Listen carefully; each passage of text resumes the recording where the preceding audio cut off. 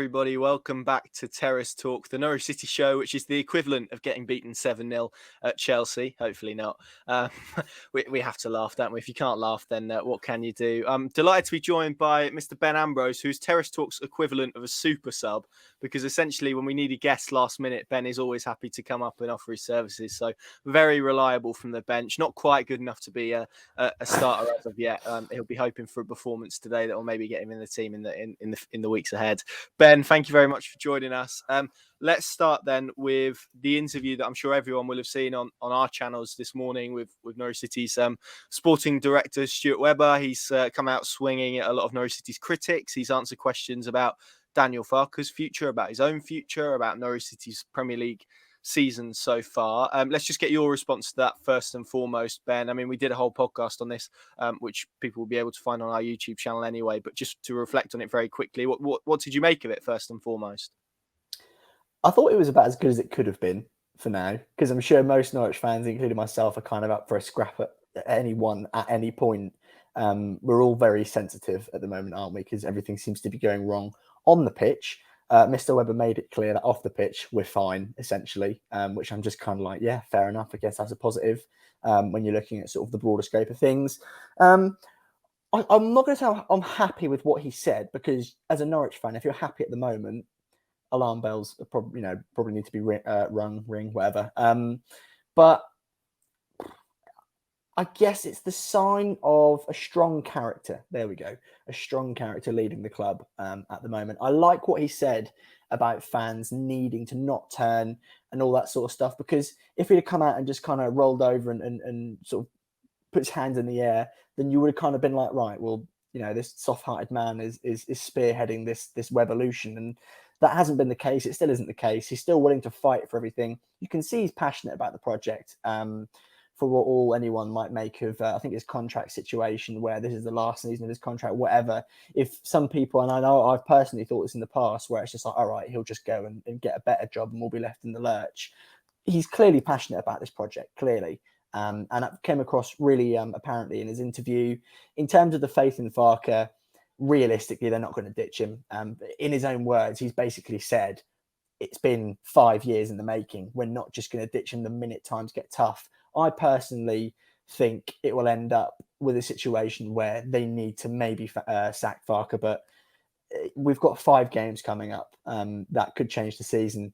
The next 3, especially, I keep saying 7 from 9 is a necessity for Norwich if they're going to want to stay up. If Daniel Farke is going to want to really keep the fans on board, I'm not going to say keep his job, because the way Stuart Webber was talking was as if it wasn't under threat at all, which I suppose is in terms of how healthy the state of players at Colney and at Carrow Road from a Norwich City insider perspective, I guess him showing that faith is only going to be a good thing. But other than that, yeah, I thought it was all right. I'm not going to complain too much. As I said, most Norwich fans are going to be up for a scrap at anything, aren't they?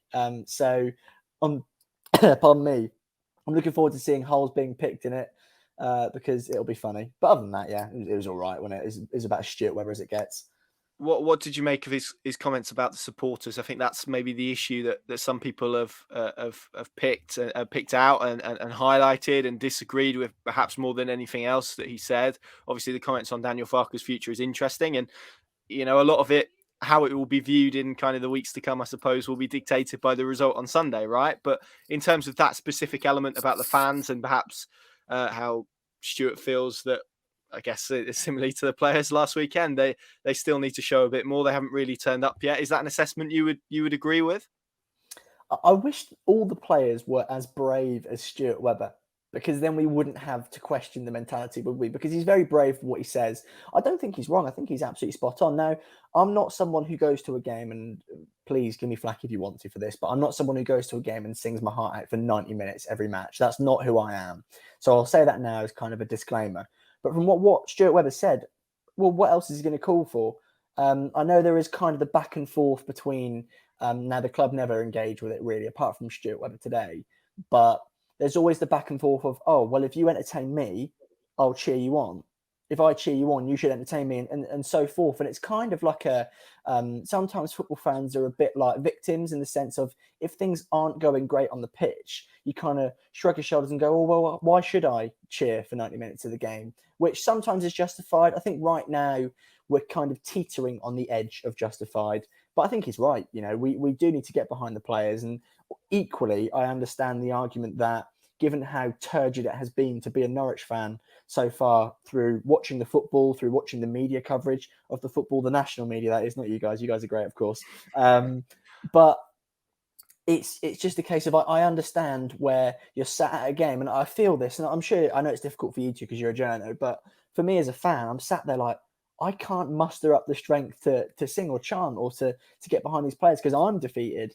So I understand sort of both sides of it, but the easier thing to do is just be loud and proud, isn't it? Norwich fans have done it before, and if we are going to turn this around, it's going to be a group effort. We've all got to chip in. We're all football fans. We all understand the impact of fans on the players. I mean, we saw it for the entirety of last season, didn't we? The importance of the presence of a crowd, but not only a crowd, a loud crowd. I think he's right, and I think we should get behind.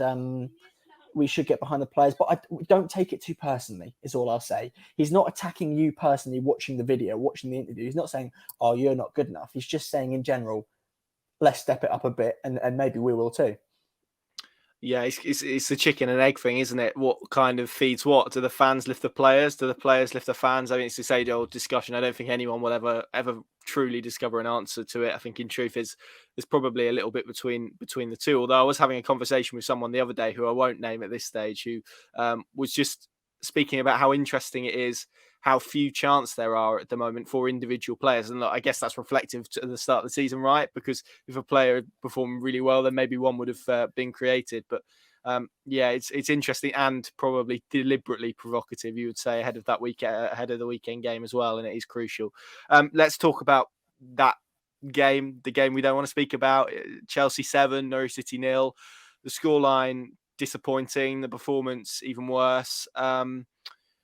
Look, I think everything that there is to be said about the game has been said already. So to try and put it in the context of this weekend and the game against Leeds, because everyone knows Norwich weren't good enough. Stuart Webber's said it. The players will have fought it. Daniel Farke has said it. The criticism has been pretty relentless. So we know the performance, but let's park that. I don't think we particularly need to discuss that anymore, because I don't think, to be honest, we can offer any other words that have been said already. But in terms of using that this weekend, is it now inevitable, given the noise, the criticism that they've had, the questions they've been asked, the questions that have been asked of them as well? Is there an inevitability about some form of response this weekend? And how important is it that gets channeled into something tangible that the fans can get behind? Yeah, I guess. It's going to be difficult. Like, it really is, for fans, for players, and to be desperately positive. One thing I will say quickly is, I don't mind talking about this game. I was at Colchester. I was at the Colchester game, when we lost 7-1. It will not get worse than that. Never. It really won't. So anything that isn't as bad as that, when we have a bit of a dodgy moment, is a bonus, really. But it's going to be tough. And the one sort of little positive, I think it's a positive, is logically, right? And I say logically, theoretically, it's a very easy fix for Norwich, because you look at that performance, and Daniel Farke is right in the sense of that result is never going to define our season. It's not. It still doesn't. It hasn't. It will never. But it's the style of performance. It's the lack of guts. It's the lack of bravery, which everybody has said time and time again, and rightly so. But theoretically, it's an easy fix. You've just got to get your players to go out there, and however Daniel Farke chooses to do this, because I don't see him as a hairdryer treatment manager. I see him as kind of the calm, composed, little wink on the way out of the door type manager. So however he does it, I don't mind. But if you're not favourites to win the game of football, win the mental battle. And I don't think it's a difficult lesson to teach. Norwich just need to go out and in the first 10, 15, maybe 20 minutes of the game, do what Brighton did to us. Get in our faces, make life uncomfortable. You look at Ben Gibson getting the ball in the first 15, 20 minutes of the Brighton game. He's on the back foot. Every single time he was on the back foot. Norwich City need to do that exact same thing. And they need to do it for at least the first 20 minutes of the game to get Leeds rattled, because Norwich is a home team. So naturally, there's going to be the expectation that we should have a bit more of the ball, a bit more sort of control over possession, because, you know, having the ball is one thing, but actually dictating the game is another. But that's how I think you change it. That's how I think you should fix it, really. And theoretically, say Norwich are comfortably in the game, they've got Leeds rattled in the first 20 minutes, you forget the previous 9 games of the season, and suddenly you're in a game of football after 3 points in control. But, you know, we know, you know, we're football men, Connor. We understand it's not as simple as that. But that's my fix. I think there is something to hold on to, because if there isn't, then why are we going? Is my question. Well, exactly that. And just to kind of pick up a point you raised there about mentality, let's discuss that a little bit, because it's something that has been raised by supporters this week. Daniel Farke's comments last week, obviously they went into the game at Stamford Bridge and he described it as the toughest game in world football. He then came out after the match and essentially said some of his players had autograph books out. It's look, there is a realism to what Daniel Farke says. There is a truth to what he says about going to Stamford Bridge being tremendously difficult for a club like Norwich City in the situation there is. But is there a fine line between just exactly how realistic he needs to be with just how much his words influence the players? Yeah, he needs to temper it. I'm not sure this is really answering your question or not, but I'm on the edge of not being a fan of the way Daniel Farke talks in press conferences. I think tomorrow is a massive one. I don't know when this video is coming out, so it might be after the press conference. I don't know. But I didn't mind it the first season in the Premier League because, you know, it's well documented. We weren't having a go. And I didn't really mind it in his first season at the club. Mate, you can even argue his second season at the club. But the way he tries to downplay stuff worries me. For, as you mentioned, the way he talks to the players, I don't quite get. I'd love to know how the two align, because if it's anything like what he says to you, what he says to the press, then I wouldn't want to play for Daniel Farke, because it's so soft. Now, I wouldn't want to be Brentford rather than Norwich, I think, in the long run. But the way, what's his name, Thomas Frank talks about Brentford, I just think, I know they have the naivety, they have the sort of the wind in their sails, don't they? They have that newly promoted vibrancy about them.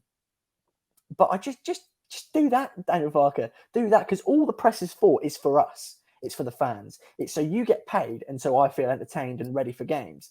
That's what the press is. And if the way he talks to the press, as I said, aligns with how he talks to the players, I'd be, you know, I don't know how he's lasted this long, which makes you think it's not.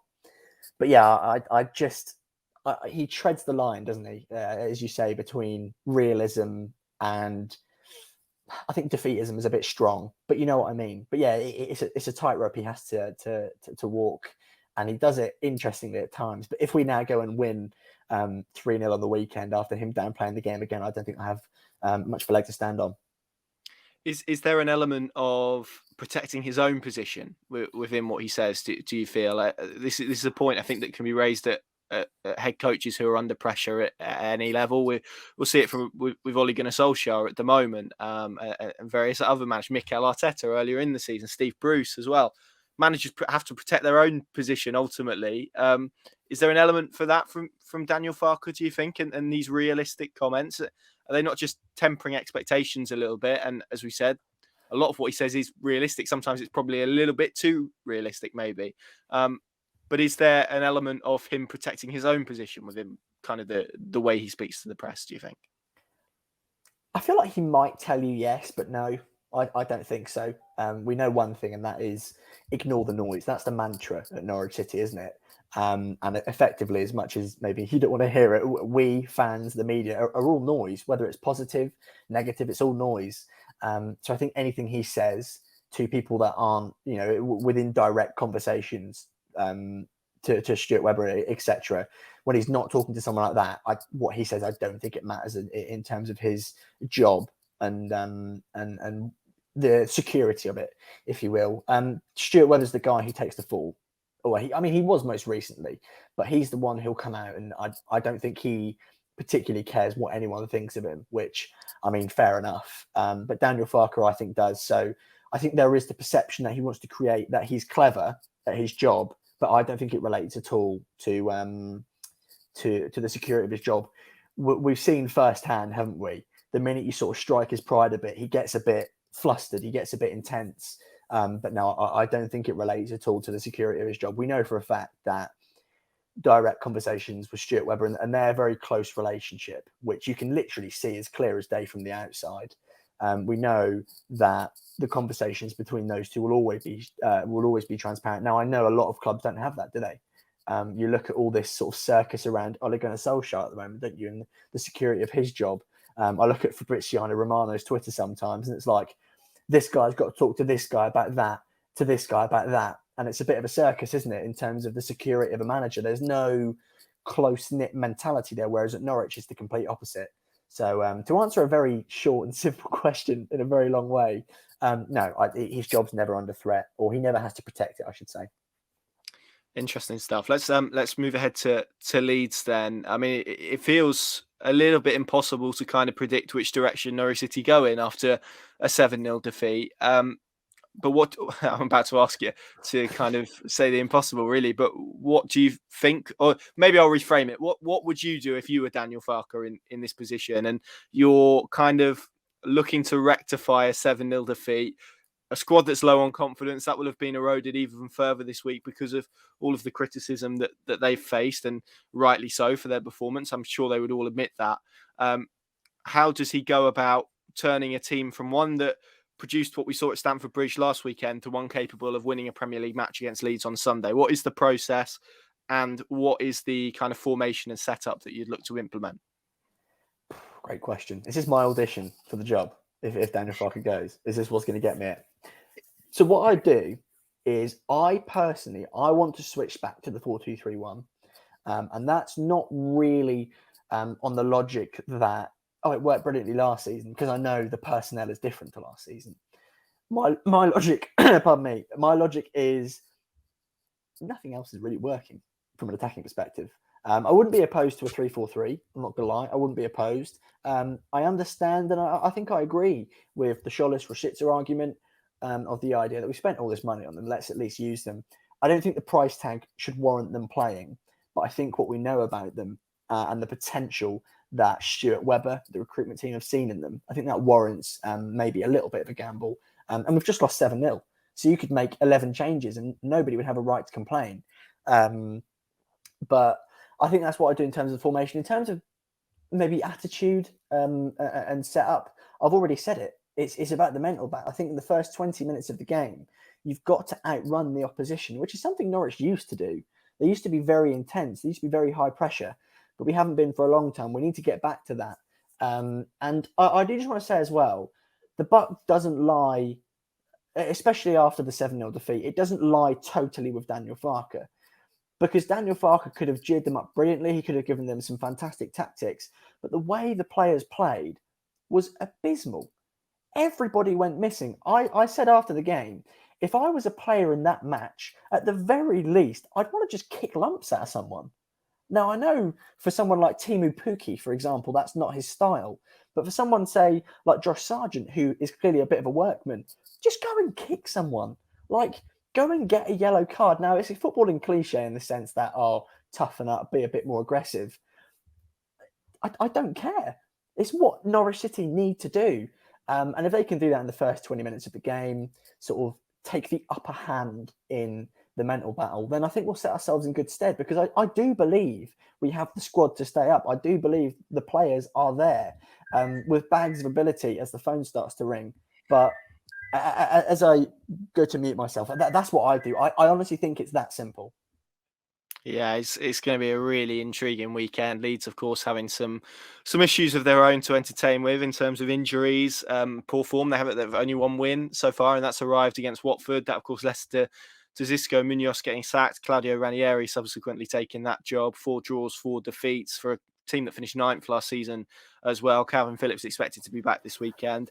Ben, you're going to be at Carrow Road on Sunday. How do you expect this game to go, first and foremost? Because I think there's the fear that if it goes the way that we all fear it might, then it could be somewhat toxic at the end of the game. And then just finally as well, after you conclude your thoughts on that, give us a score prediction as well. What I will do for you now, Connor, is I'll undo everything I've said in the sense of, realistically, I don't think Norwich will press for the first 20. I think it's going to be a very, very nervy first 15, 20 minutes. I can see one of two things. And I can't see another 0-0. I can see either Leeds scoring after 10 minutes and it being a horrible, horrible Sunday afternoon, or I can see Norwich scoring in the first 10 minutes and Carrow Road being electric. Now, I don't think it would last the full 90. I don't think many atmospheres in England last a full 90, but I think we'd get pretty close because Norwich fans want something to believe in. They want something to sing about. They want something to shout about. And I think a goal in the first 10 minutes would be that.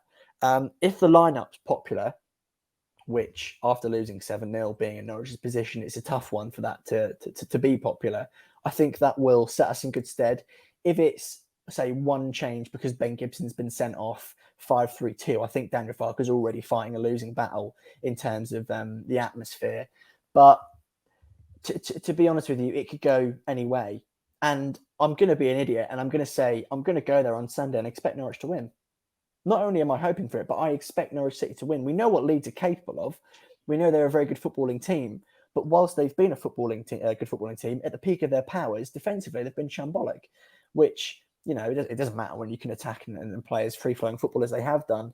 And I think this one means a little bit more to Norwich fans because, you know, there is that kind of, dare I say, unspoken rivalry with Leeds, but I think the players will be properly up for it. I know Daniel Farke will be. I hope the players are. And when I say up for it, I mean willing to just put the effort in, because against Chelsea, no effort at all. In terms of a score prediction, I'll say 2-1 Norwich, just because if you predict Norwich to lose, you're boring. If it's a draw, it's not going to be a draw. Let's be an idiot. Let's say 2-1 Norwich win. But I do genuinely expect to win, which is sticking my neck on the line a bit. But I do. I really do.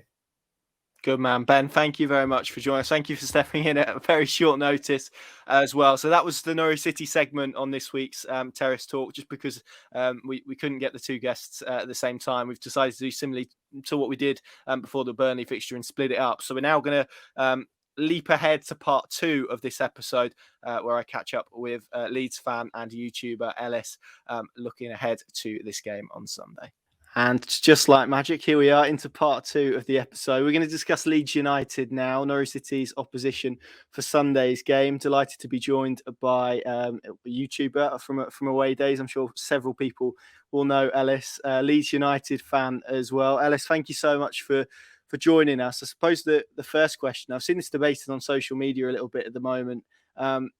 It's a game between two clubs whose fan bases probably aren't feeling the most confident. I think that's fair to say after their respective Premier League starts. So who do you think is in probably a worse state heading into this weekend's game, maybe even in terms of fan bases rather than perhaps teams?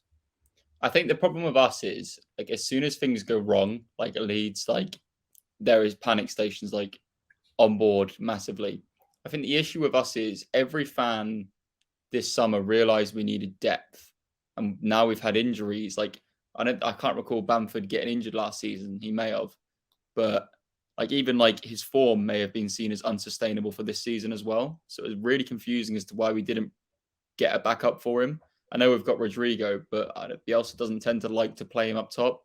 And obviously we've got Gelhardt now, who last week has really given us a lift. I think that point last week for Leeds was a massive turning point because the loss against Southampton for us was so, like, we just didn't lay a glove on them. And it was kind of like, what do we do until Phillips and Bamford are back? And like, are we capable of doing stuff? But now it's kind of like, we outplayed Wolves. And like, that for me was kind of like, we're going to be fine. So I think our fan base is kind of like, not writing this down as a win, but we're kind of expecting. I think the thing is with Norwich is like, I obviously some of my family members are Norwich fans, and that I get the vibe from them that it's a bit of frustration behind. It's all in good winning the championship, but you outperformed Brentford and Watford massively last season, and now you're like a gulf between them. So I can see. I think this weekend's a massive game. I think if you lose, personally, I can see Farke going. I get the sense now that more than ever, a lot of the Norwich fan base is around the idea of moving on. So we'll see. I think it's a really intriguing game because if we lose it as the Leeds perspective, then we're in trouble. Well, this is what I was going to ask you because obviously Marcelo Bielsa has, I don't know if godlike status is probably overselling it a little bit, but he's someone who's revered up in Leeds for the job that he's done, extraordinary job. Obviously took Leeds back to the Premier League, which is something that no one else has been able to do in X amount of years. If Norwich City do win this game on Sunday, does there begin to be a conversation about him and his methods in the second season of the Premier League? Is that maybe a little bit of a stretch too far? How do you kind of see it? I don't think there may be from a small section of fan base, but I think it's so hard to appreciate the job he's done if you didn't because people seem to forget Phillips. There was rumors of him going to Preston for £200,000 before Bielsa came in. There was rumors of Klich was on loan at FC20 or somewhere in Holland. He wasn't getting a look in. Now Dallas and Ayling, the players, what he's done with the squad at his disposal is incredibly impressive. I think the conversation would be more around why were we hesitant to strengthen in the summer? We were linked with Noah Lang, who's now the performances he's had in the Champions League, he's never going to come to Leeds. And it's going to be because we know Rafinha's leaving next summer. There's no way Rafinha stays at Leeds another season. And it's kind of always been the case anyway. We knew we were never going to keep a player of that quality. So I guess the conversations would be, why did we only sign James and Firpo? Why did we not sign cover up top, another player to play as the 10? Because the consensus really is that maybe Tyler Roberts isn't of the standard to be in the Leeds United side. So I guess that would be the conversation more than Bielsa being called. Yeah, I think the conversation would be more around that. Is there an element, I know, and we'll get into obviously the injuries, which have clearly played a massive part into Leeds United's start to this season, but is there an element that last season as well has maybe created a little bit of expectation that wasn't there a year ago because of the 9th place finish, because you won 18 games in the Premier League, because of how seamlessly it seemed that Leeds adapted to life in the top flight? Has that created a bit more expectation, do you think? I think so. I think there was a lot of people saying that Leeds would be challenging for Europe. And I was like, no, I think we're going to finish lower. My expectation this season was we'd finish around 14th and have a cup run. We're out the Carabao now, but I think the FA Cup, it'd be nice to see Bielsa take it seriously, because certainly in my lifetime, I've never seen us take a cup competition seriously. Obviously, when we were in League One, we had some amazing runs, but we were never going to win it. But now I feel like we could maybe position ourselves in that. And I think maybe from the media, I think there was an expectation of maybe Leeds can challenge for Europe, but I think that negates the fact that Arsenal underperformed last season. So did Tottenham. Everton underperformed realistically, and obviously Aston Villa recruited really well. So I think the expectation for us to be up there, I think, was maybe one step too far. It's interesting because I mean, you look at the league table now. Leeds got 5 draws in total last season. They're already on 4 this season. What do you kind of put that down to? Because that seems to be perhaps the biggest difference. Is it fair to say Leeds are drawing more games than maybe they're winning at the moment, just in terms of when comparatively to last season, when perhaps they were winning games that maybe they would have drawn this season, if you kind of get the gist of the question? Yeah, I think missing Bamford has been he was such a match winner for us last season. And I actually think he was really unlucky to not go to the Euros, because I think he was the second top English goal scorer other than Harry Kane. So the fact he didn't, he was massive for us last season. And he's not just massive in terms of goal scoring, he's massive in terms of that work rate and presence up front, his hold up play and the stuff. Obviously, you saw a completely different play when he was at Norwich. Everything he does, he's integral to our system. And it would be very hard. It's very hard to replace him if we were to sign another player, but it's also very hard to replace him when we don't have him. And especially the last 2 games, we haven't had Phillips either. So I think the draw against Wolves, we deserve to win. And I think scoring the penalty at the end with Rodrigo scoring, maybe we'd expect him to be a bit more, for the money we paid, maybe we'd expect more goals out of him. But I think you could make the argument he's never played in position. So Yeah, maybe I think that's the concern. If we draw, I can see this weekend being a draw, and that's where we're kind of like, we're not winning games, but we'll see. Yeah, it's as you said earlier, it's really intriguing, I think, for both sides. Leeds with the draw last weekend, which, as you said, could be so pivotal for them, and Norwich coming off the back of a 7-0 defeat, which we have spoken a lot about in the first part of this. So we won't dwell on that for any longer than we have to. It's interesting, isn't it, with Leeds, because the nature of the club is that because of the name of it, there's so much expectation. And as you said there were people who were talking about challenging for Europe and competing at maybe the top end, the upper end of the Premier League against massive football clubs. Is that just part of parcel of Leeds being in the Premier League? Is it people needing to look at the bigger picture a little bit and understand how difficult it is for clubs to establish themselves? I guess Brighton are probably a good example at the moment of a team who almost had to sort of feel their way into life in the Premier League. Several clubs have had to do that as well. It's a really ruthless division, and if you kind of sleep on it, it can catch you the other end, can't it? And it's the threat of relegation, I suppose, that is a worrying prospect. So do you get the sense, that the expectation has maybe had a negative impact this season, but also that the fear of relegation, is that genuine at this stage? Is that fair to say? I'd say, like, until we're safe, it'll always be that, because it's not a very romantic answer, but the reality is for clubs like Leeds and Norwich, we're never going to be able to compete financially with these. Like, look at Newcastle now; they're now one of them. And to be honest, I actually think Newcastle may well go down this season, because it's all well and good them having this money in January, but if you're already basically down by then, you can't really do anything with it. So I think we're lucky that yourselves pretty bad. I think Watford will be down there. I think Burnley are going to struggle this season. I think this season there's quite a few noticeably bad sides, and I wouldn't put us in that bracket. So I think we'll be fine. It may be a different conversation come about 5 o'clock Sunday, but I think we'll be all right. And I actually, to be honest, I think Norwich you will pick up. I think the one mistake you maybe made was not getting in a striker after Pookie not really firing on all cylinders after the first month or so last time. From an outside perspective, I thought that would be, after Buendia left, I thought you'd maybe go and spend 20 million on a striker. And obviously last time it didn't work with Van Wolfswinkel, so that might be why there was hesitation. But I thought maybe there would be like we're going to really put a name to the club now. And I don't feel like you have that, which is why I think I see Sunday as a game where we need to be winning it. Well, this is it. Yeah, this is it from a Norwich City perspective. It's interesting because it's obviously not just yourself. We speak to a lot of opposition fans and fans of clubs that support Norwich City, and it's almost this is the game that every single one of them circle and say, well, that's the one you've got to win, isn't it? Just because of the state that Norwich City are in at the moment. And again, we're kind of into hypotheticals a little bit, but would there be more concern on your part about Leeds if they failed to win this weekend, given Norwich are coming into this off the back of a 7-0 defeat, which isn't always kind of the easiest thing to be a team next, is it, after that? Because, you would expect to be the team that kind of experiences the response from that heavy defeat. Yeah, exactly. And I also feel like a lot of the core of your squad has been with Fark now for a little bit. And there's like from an out, it's got to be, if you lose this weekend, it has to be the conversation that, is this the right man to take us forward?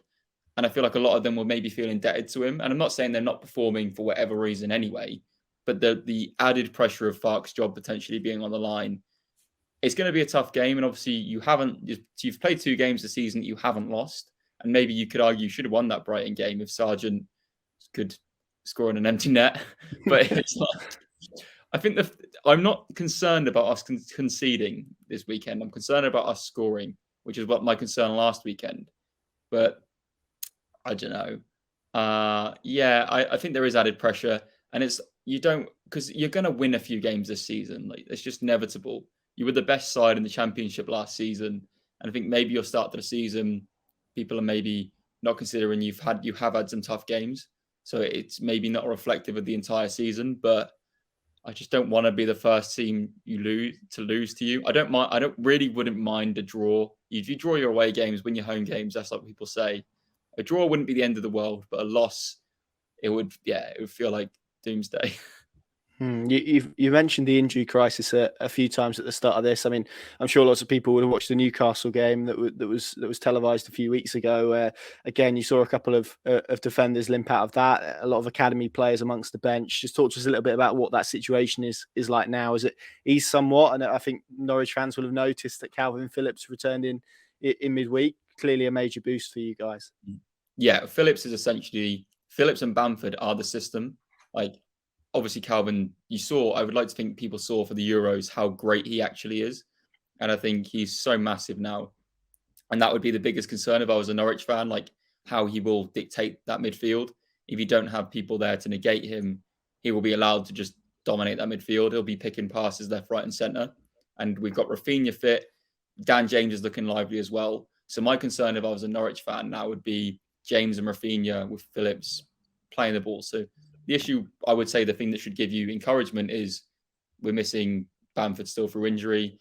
But I would say in terms of the options from the bench, yeah, they're not great for us, I'll be honest. But we've got youth, like Somerville looked great against Wolves. Gelhardt looked great against Wolves. You've got Sam Greenwood there, who's really exciting and young. So I think it's one of them where we will have options. But if it gets to the 60th minute and we haven't scored, there isn't much for us to throw on really other than youth. So maybe you could take heart from that, and if that is the case on Sunday. You alluded to earlier, Patrick Bamford obviously had a loan spell with Norwich. I'm trying to put this diplomatically, that perhaps wasn't the best for either parties. There was one really good shot against Manchester City that I remember where he hit the bar from about 40 yards out, and that was ridiculous. That was pretty much all that Norwich fans saw of him, really. What's been, I'm sure Leeds fans get asked this a lot, what's been the secret to what he's done subsequently and I suppose we saw glimpses of it at Middlesbrough, probably not as consistently as we've seen it at Leeds, but essentially he's gone from someone who had so many loan spells to someone who's maybe found the home a little bit at Leeds, and maybe that's what it is, and now he's suddenly an England international striker. And look, Norwich have had this with Harry Kane before. I think that's fair to say. So what's been the secret to kind of Patrick Bamford's vast improvement since Norwich fans will have seen him in yellow and green? His work rate and drive just to get better is like probably the best I've seen at Leeds. Like we'll be 90 minutes into a game, we'll be 4-0 up, and he's still absolutely going for it. Like his drive, I think Phil Hay, our journalist, called him like Patrick Iron Lungs Bamford. Like his work rate and that determination that must echo off the pitch as well. And I remember in Bielsa's first season, there were still question marks over him. Like same happened when we signed Chris Wood, actually. If you're a striker at Leeds and you miss a few chances, and we maybe drop points, the fans can turn on you. And I don't think if you were to ask, I think Bamford's mentioned it, the fans weren't all on his side. And it wasn't really until lockdown that things really began to steamroll again for him. I think noticeably anyway. I remember I was at QPR just before, we played QPR maybe just before lockdown, and he missed a big chance and we lost that game, and everyone was like, is it happening again? But I think, yeah, and also Bielsa, like when he was struggling, you'd see training videos of Bielsa hugging him. He'd score a goal and Bielsa would run over to him and give him a hug. Like I think he knew there was a player there. He was a Bielsa signing. So I think there was just always that. I think they work so well together. He suits the system. He works hard. I think he's just a player that really the fans can get behind because he shows he really does care. Just finally then, before we kind of turn our attentions onto Sunday, I'll ask you a question that I know is a bit of a myth, and I was going to ask you about how frustrated you get at people talking about the Bielsa burnout, so to speak. You know I was going to mention it, I'm sorry. And I know it's a myth, and I'm sure everyone else will know it's a myth, but does it, I suppose, runs of forms and starts to campaigns like this, and it's fair to say Leeds didn't start the campaign superbly last season. I think they had 4 points more at the same stage last season and ended up finished ninth. So this could all be completely nonsense. But even though we both know it's a myth, is it fair to say that the longer this run goes on, particularly with a defeat on Sunday, it kind of allows that narrative to be formed a bit more, doesn't it, I suppose? Yeah, I feel like Leeds fans feel like it's just really lazy journalism. Like not on your behalf because you're acknowledging it's a myth. So not, but like it's, like, for example, the narrative last season was a Bielsa burnout, whilst Leicester 2 seasons in a row have genuinely burnt out. Like they were on the top 4 finishes twice in a row, and they faded away. Yet the media, because I feel like there's a lot of love in for Brendan Rodgers, and rightfully so, he's a great manager. The media didn't really touch upon it being a burnout. They just said, "Oh, Leicester got so close again." Oh, but whereas like with Leeds, And like before Bielsa came in, the Leeds are falling apart again chant was a thing. Like I think it's just natural to want Leeds to fail, which is fair enough. Like I think Leeds fans like being disliked. I say with my really Norfolk accent there, but it's like it's one of them where the media love a tagline and they're always going to fire with Bielsa burnout, mainly because they know Leeds fans hate it and they'll get engagement with it. So Leeds fans do their job for them. We bite every time and it allows them to keep pushing the narrative. So I think if Leeds fans are like, don't care, they'd stop. But yeah, it's what it is. Yeah, it's certainly interesting. I think from afar to watch, and Norwich fans have had it a bit as well this season with their own club. How different people look to sort of rile clubs up and pinpoint different things. So that's all interesting.